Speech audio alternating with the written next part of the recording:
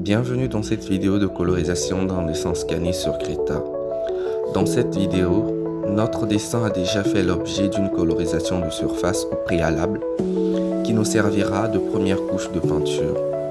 De là, nous allons créer un nouveau calque pour le ciel afin de pouvoir délimiter premièrement un périmètre dans lequel nous allons travailler notre ciel. Il est à préciser que notre calque est en mode normal et que celui-ci n'a pas bénéficié d'un mode de fusion.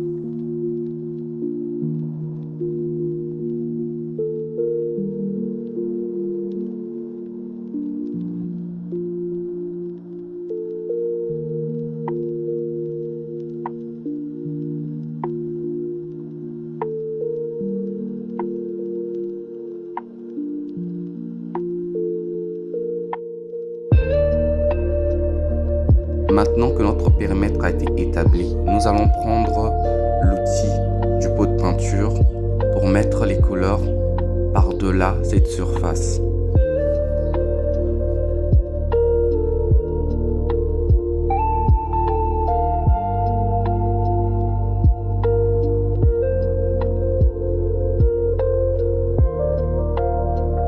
Par la suite, on va venir verrouiller notre calque.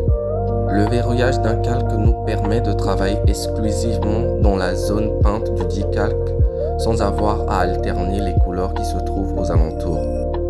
Cela nous permet de créer de nous-mêmes les dégradés dont nous avons besoin pour notre ciel.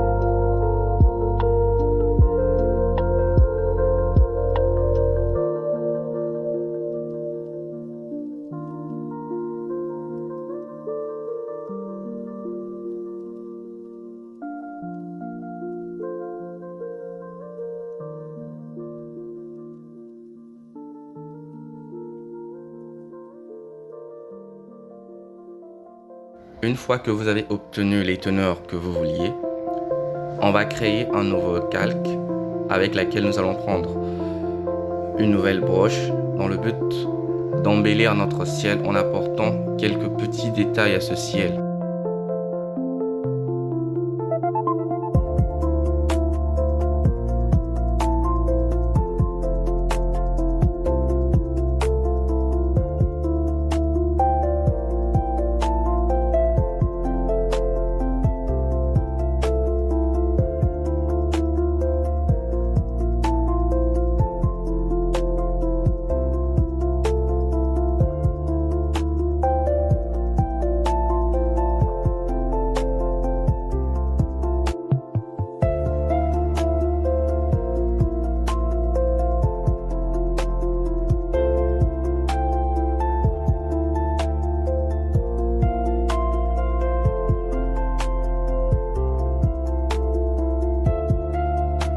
Maintenant que tous les nuages sont bien positionnés, on a changé le mode de fusion de notre calque en mode multiplié.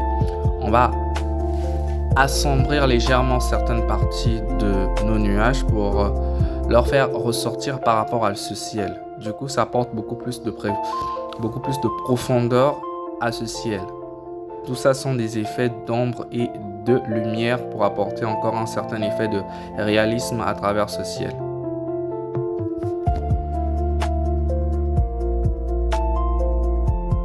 Par la suite, l'on va créer un nouveau calque en mode incrusté où l'on va éclairer certaines parties de notre ciel pour créer des zones beaucoup plus éclairées et des zones un peu plus sombres par rapport à d'autres. Cela me donnera un certain effet de lumière et vous allez voir que cet effet va de plus en plus embellir le ciel.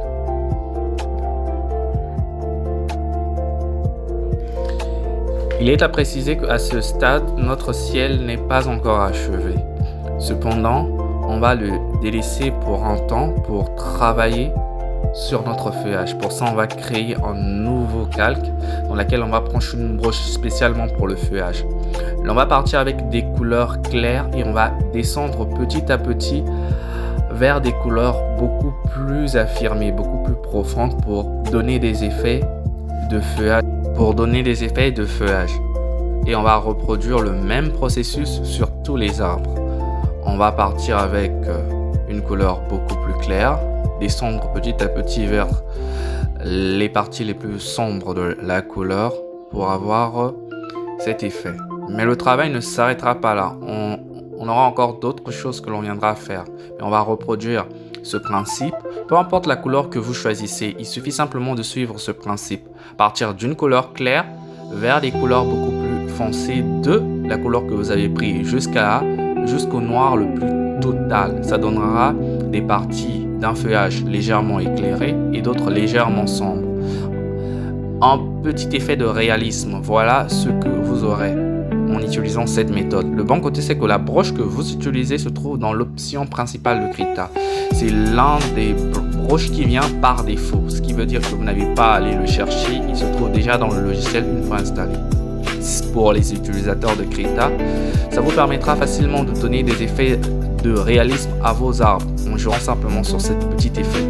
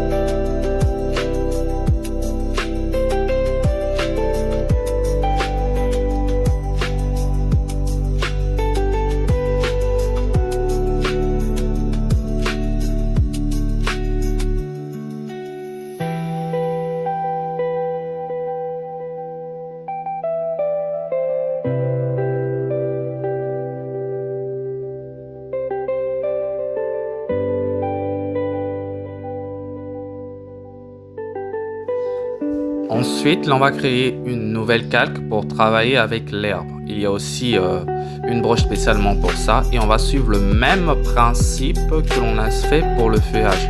C'est-à-dire partir avec des teneurs claires pour descendre vers des couleurs beaucoup plus profondes. De cette façon, on jouera le même effet que l'on a fait avec les arbres, mais cette fois-ci, on le fait avec l'herbe.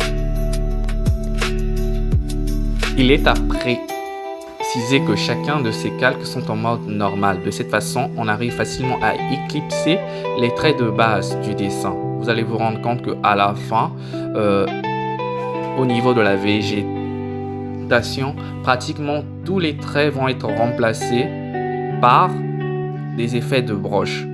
De cette façon, ça donnera beaucoup plus un effet de peinture sur votre œuvre, mais légèrement réaliste. Mais pour obtenir plus de réalisme, je vous déconseille d'utiliser ce genre de broche. Il y a d'autres méthodes que l'on peut utiliser, mais elle prendra beaucoup plus de temps. et ce n'est pas l'objet de cette vidéo.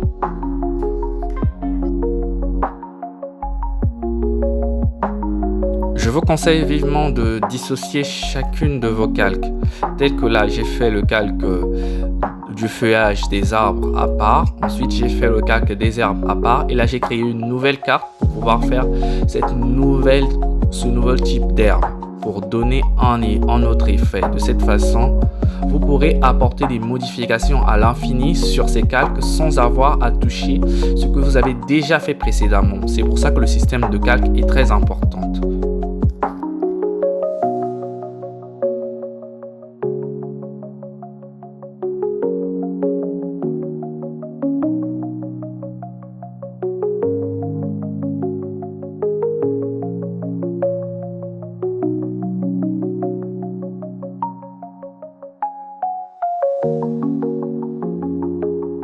Là, on va créer une nouvelle calque en mode multiplié et on va d'abord barrer précédemment ce que nous avons fait. Mais de cette façon, on va pouvoir travailler sur notre pelouse. Là, je n'ai pas apporté beaucoup de modifications sur la pelouse. Je l'ai laissé tel quel, mais tout ce que je vais faire, c'est jouer avec des effets de texture. Mais d'abord, on doit délimiter notre espace. C'est plus facile de cette façon parce qu'après, on peut verrouiller notre calque, comme je l'avais fait pour le ciel. En verrouillant votre calque, ça vous permettra de travailler exclusivement sur la partie que vous avez peinte. Ce qui veut dire que tout ce que vous n'avez pas peint, vous ne pourrez pas travailler là-dessus. C'est très pratique d'apprendre l'option de verrouillage. Ça vous aidera énormément. J'ai pris une broche dure pour pouvoir délimiter les différentes couches que je veux superposer pour ma pelouse. De cette façon, vous verrez de façon claire comment je procède. Ensuite, je reviendrai avec l'outil tige coton pour flouter les bordures des traits. De cette façon, tout va disparaître. Ça donnera une partie légèrement éclairée, une partie légèrement sombre, mais les traits ne seront pas visibles.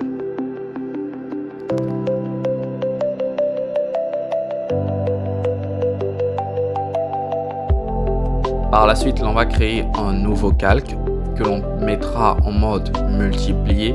Il est très important de maîtriser les modes de fusion des calques. Les modes de fusion des calques, c'est ce qui vous permettra facilement de travailler sur votre dessin sans avoir à travailler avec une grande précision ou modifier votre trait au numérique. De cette façon, vous allez pouvoir m'apporter des effets de couleur facilement sans avoir à toucher. Le calque en mode normal permet d'effacer ce que vous avez fait. Alors, lorsque vous travaillez avec un calque avec un mode de fusion, les traits que vous avez faits resteront présents. Vous allez peindre par-dessus ces traits. Ça vous permettra de travailler avec énormément de facilité. Et c'est aussi avec les modes de fusion des calques que l'on peut apporter différents effets. Pour le sol, j'ai utilisé le mode multiplié parce que ça permet de faire facilement les choses que moi j'avais envie de faire. Mais il existe plusieurs modes de fusion des calques. Il y a le mode incrusté, le mode assombrir, il y en a énormément. Et ces modes vont vous permettre de travailler sur vos dessins de façon simple. Comme pour la fois précédente, je travaille avec des traits durs pour vous montrer les différentes sous-couches que je place pour mes calques et pour mon travail, pour apporter la texture à ce que je fais. Ensuite, je reviendrai toujours avec la broche tige coton qui elle aussi fait partie des broches de base de notre logiciel. On viendra pour flouter légèrement les traits pour que tout s'assemble. Du coup, ces traits durs que vous êtes en train de voir vont tous se mélanger et donner des effets.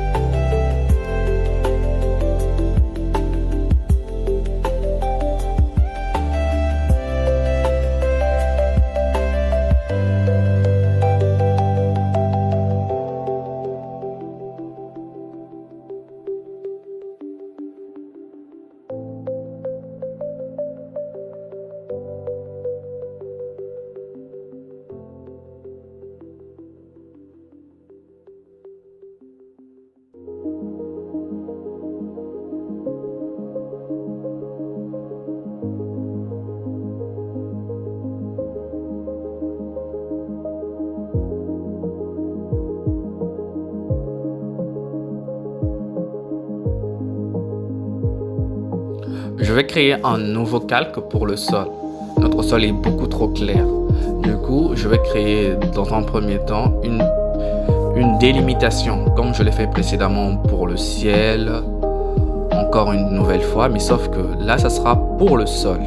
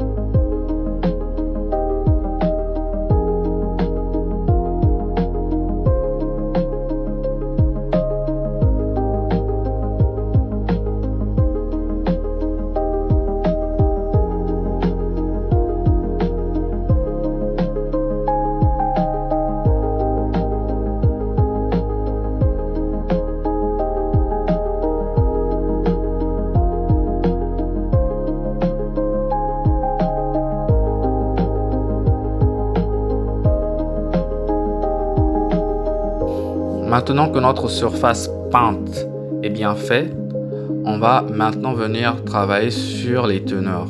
On va faire certaines parties légèrement plus éclairées, d'autres parties légèrement plus sombres pour apporter un certain effet, et on va tout flouter encore une nouvelle fois avec la broche du tige coton pour que cela paraît presque invisible à l'œil nu. Mais pourtant, il existera quand même. Ces sous-couches resteront bel et bien présentes, c'est juste que on ne verra pas leurs traits.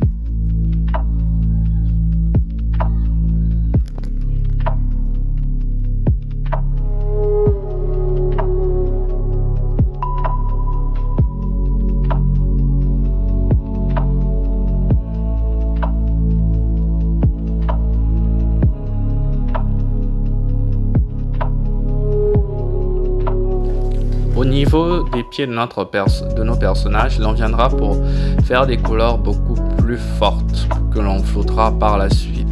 Ça, c'est un premier niveau que l'on fait avant d'apporter les ombres.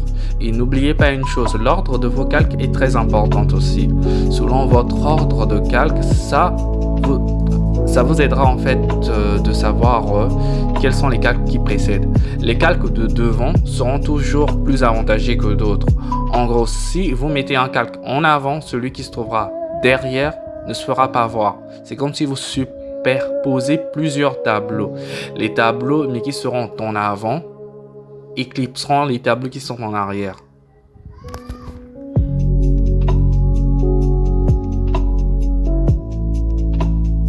Maintenant, on va créer un nouveau calque que l'on va mettre en mode assombrir. Moi, pour mes personnages, je travaille sur le mode assombrir plutôt qu'avec le mode multiplier. Les modes ont tous leurs particularités, mais chacun des modes permet de faire certaines choses. En utilisant les modes de fusion, vous allez vous-même comprendre quels sont les avantages de certains modes et quels sont les inconvénients de certains modes. Le mode assombrir, lui par exemple, il permet d'assombrir une couleur. Le mode multiplier permet de multiplier la couleur les couleurs sur lesquelles vous allez travailler. La différence avec ces modes, c'est que par exemple dans le mode assombrir, une couleur plus sombre viendra toujours prendre le dessus sur une couleur plus claire. Dans le mode multiplier, la couleur viendra multiplier la couleur présente. Ce sont les techniques, ce sont les qualités ou les propriétés de chaque mode. Vous les comprendrez petit à petit à force d'utiliser le logiciel. Si je devais tout décrire, ça prendra énormément de temps.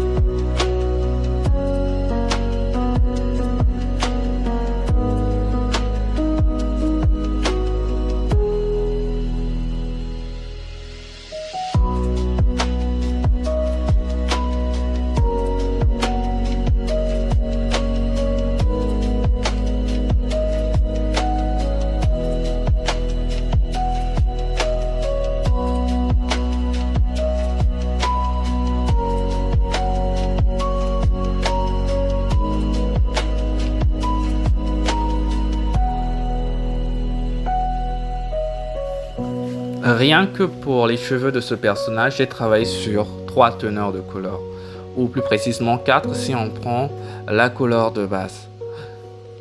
Et je vais appliquer à peu près ce principe pour tout le reste du personnage, sauf que tous ces traits que je viens de mettre vont tous disparaître comme pour les fois précédentes.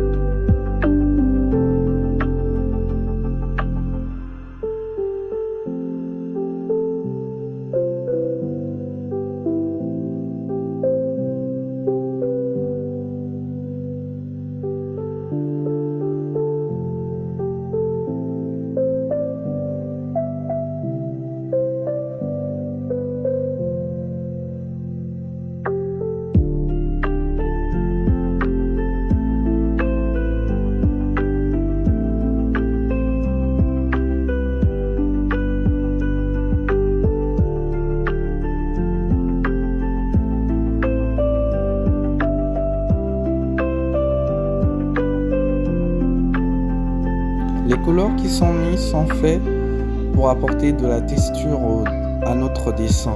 Elles ne sont pas là pour remplacer les ombres ou quelque chose du genre. Elles sont juste là pour apporter un peu de volume au dessin. Les ombres seront rajoutées plus tard à l'aide d'un autre calque. Et la lumière aussi sera rajoutée plus tard à l'aide d'un autre calque encore. Vous allez voir tout le processus de création.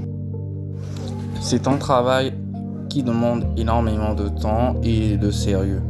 Superposer les couches ne se fait pas, mais de façon aussi rapide.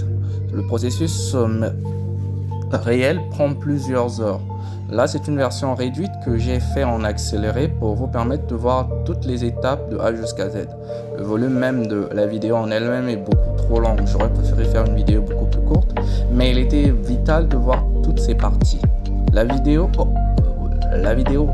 originale partait dans les 8 heures, que j'ai tenté de réduire en 45 minutes. De cette façon, vous allez voir les sous-couches de façon un peu plus lente, parce que dans d'autres, on aurait encore fait plus d'accélération. Du coup, on discernera pratiquement toutes ces micro-étapes qui permettent en fait de donner au dessin son aspect final.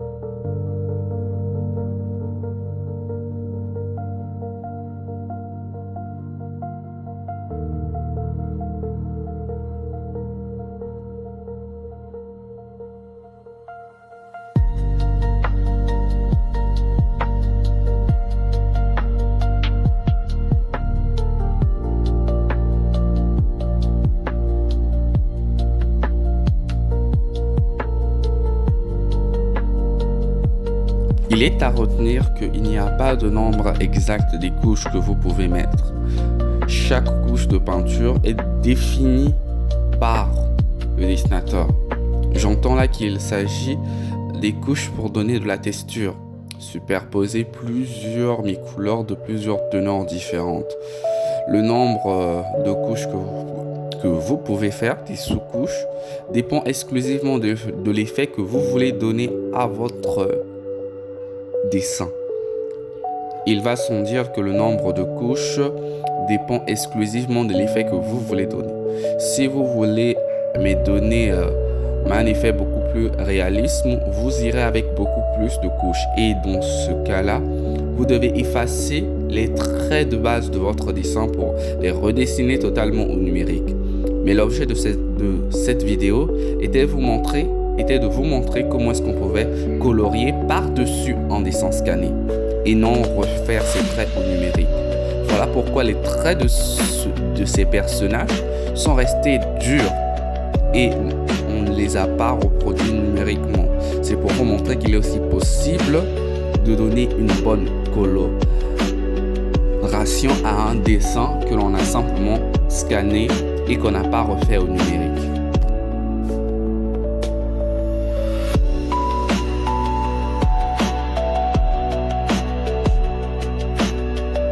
Nous allons passer maintenant à la deuxième phase de notre dessin pour les personnages. Nous avons eu à faire le même processus lorsque nous avons travaillé sur le sol et aussi sur notre pelouse. C'est-à-dire qu'on vient flouter les traits durs de notre personnage. C'est pour que les traits de la texture puissent s'assembler de façon normale.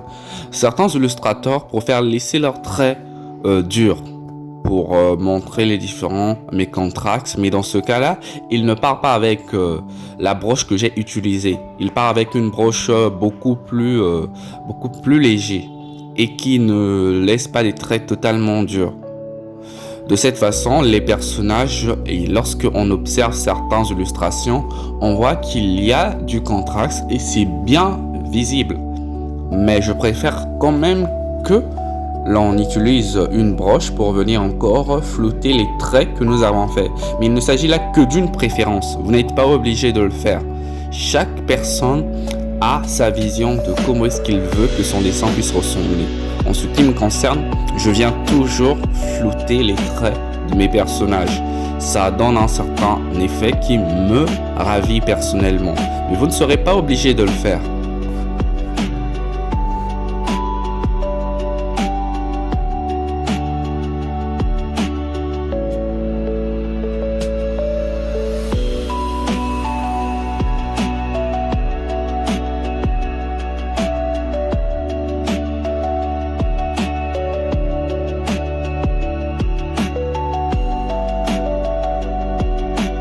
Maintenant que tous nos traits ont été positionnés, nous allons maintenant venir rajouter les ombres. Comme je l'avais dit précédemment, à ce stade, nous avons juste fait de la texture. Nous n'avons pas positionné les ombres. Nous allons créer un nouveau calque en mode multiplié et nous allons prendre une couleur grise sombre, dans le but de venir apporter maintenant des ombres. Et ces ombres vont être faites avec une broche assez spéciale parce qu'on ne viendra pas cette fois-ci, on ne viendra pas flouter les traits. Les traits vont rester tels qu'elles sont pour montrer la délimitation de ces ombres. Parce que certaines ombres sont bien visibles. On peut voir leur contour, même lorsque on voit dans la réalité actuelle. C'est pour ça que certains de mes ombres, je ne les floute pas. Elles montrent les traits et définissent en fait certaines parties. Certaines ombres ont la particularité aussi de faire ressortir certaines couleurs. Du coup, si vous suivez cette méthode, vous devez faire attention à la teneur des ombres que vous allez faire. Parce que ces ombres auront plusieurs effets sur votre illustration. Elle pourra faire sortir certaines mi-couleurs que vous voulez faire ressortir, mais elle pourra aussi dissimuler certaines mi-couleurs que vous ne voulez pas que l'on puisse voir. Ça créera un magnifique effet, surtout si vous les appliquez correctement. Le problème, c'est que la maîtrise se fait lentement, mais en vous exerçant à chaque fois, vous maîtriserez facilement ce truc. C'est un truc vraiment simple, surtout lorsqu'on a maîtrisé déjà les étapes précédentes. C'est même l'étape la plus simple à faire. Une fois que l'on finira de faire les ombres, ça ne sera pas encore totalement fini parce qu'il reste encore un long processus avant la fin de notre création.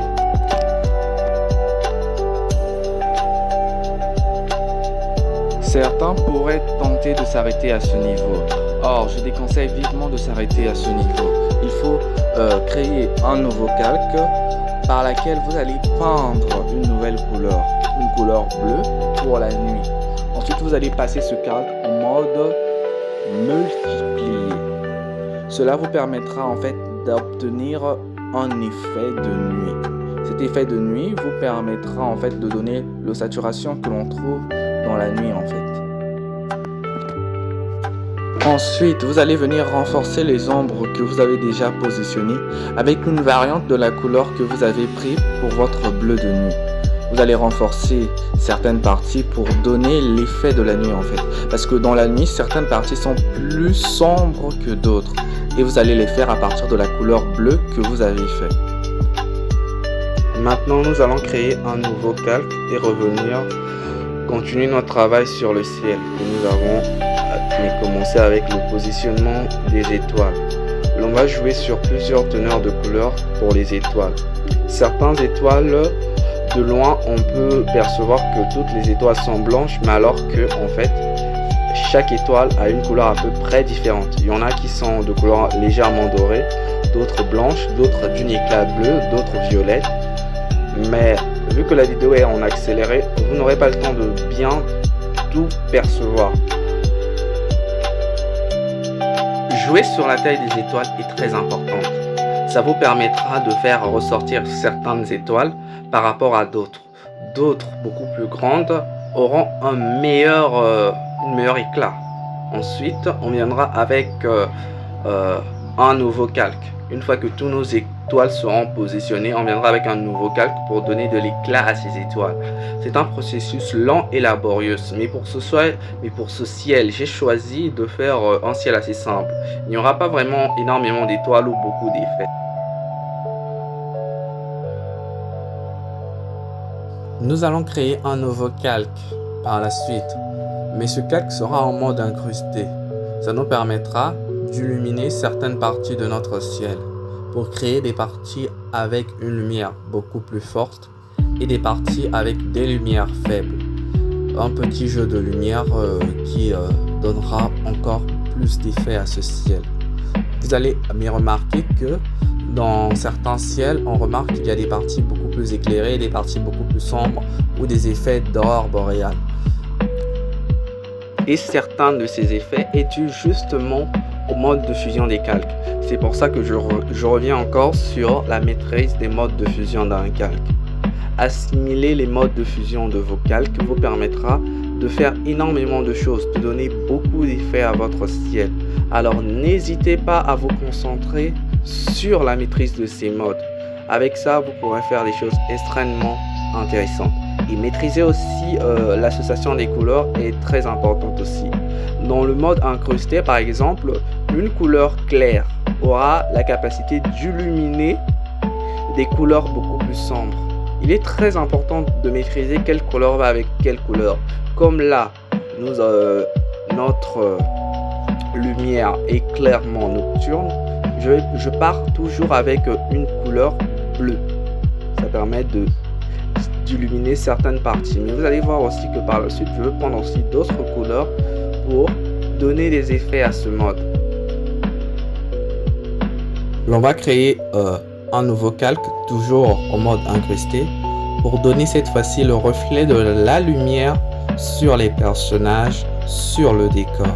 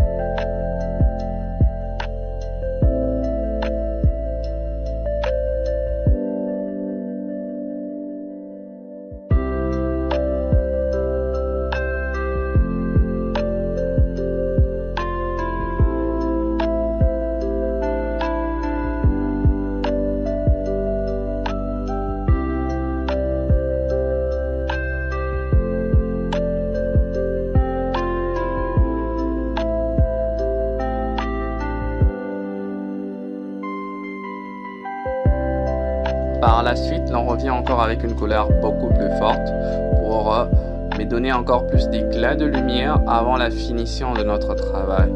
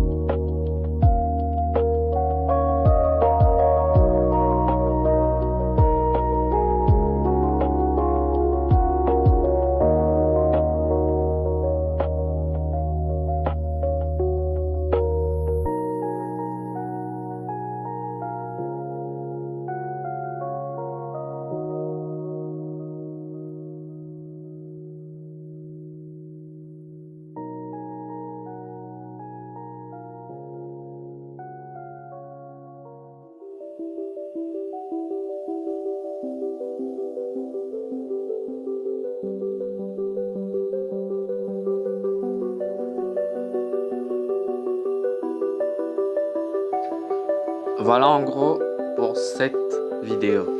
Nous avons vu comment est-ce que nous avons pu m'y colorier notre dessin qui est parti d'un dessin scanné de base jusqu'à lui donner ce genre d'éclat. Tout cela pour vous prouver qu'on peut faire de belle chose avec un dessin simplement scanné, que l'on n'a pas besoin tout le temps de suivre les traits au numérique. Mais avec les traits au numérique, on obtient beaucoup plus d'effets, tels que là. Si j'avais voulu, j'aurais pu refaire le personnage complètement au numérique pour vous donner un autre aperçu de ce dessin. Et vous allez voir que l'effet allait être encore plus magique.